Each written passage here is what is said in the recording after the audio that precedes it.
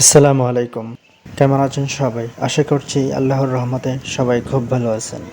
আপনারা দেখতে পাচ্ছেন হবিগঞ্জ চুনারঘাটের ৪ নং ইউনিয়নের ৫ নং ওয়ার্ডে ঈদের পরদিন থেকে ২ দিন যাবৎ খুব বৃষ্টি হয়েছিল।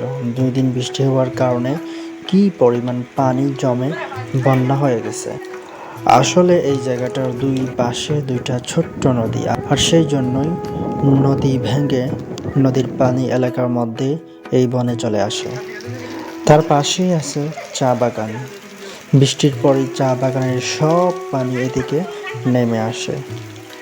এখানেও পানি খুব বেশি দিন জমা থাকে না, ১ দিন কিংবা ২ দিন থাকে। তারপর এসব পানি অন্যদিকে চলে যায়। আর এই এলাকার এমপি হচ্ছেন আমাদের সবার পরিচিত মুখ এবং সবার প্রিয় মুখ, যাকে সারা বাংলাদেশের মানুষ চিনে থাকেন। তিনি হচ্ছেন ব্যারিস্টার সৈয়দ সাইদুল হক সুমন ভাই। এটা ওনারই এলাকা। বর্তমানে এখানকার অবস্থা এরকম যে আপনি কোনো প্রয়োজনে বাজারে যেতে পারবেন না বা কোনো কিছু কিনতেও পারবেন না, কারণ রাস্তাঘাটে প্রচুর পানি লেগে আছে। তাই কিছুদিন কষ্ট করতেই হবে। কিছু কিছু বাড়িতেও পানি উঠে গেছে, তাদের কষ্টটা একটু বেশি। আর এখানকার অবস্থা সম্পর্কে আমাদের এমপি সাহেবের খুবই ভালো করে জানা আছে। আমরা আশা করি তিনি কোনো একটা ব্যবস্থা নেবেন।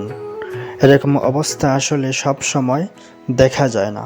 মাঝে মাঝেই যখন খুব বেশি বৃষ্টি হয় তখনই নদীর পানি চলে আসে আর এরকম একটা বিশাল বন্যা হয়।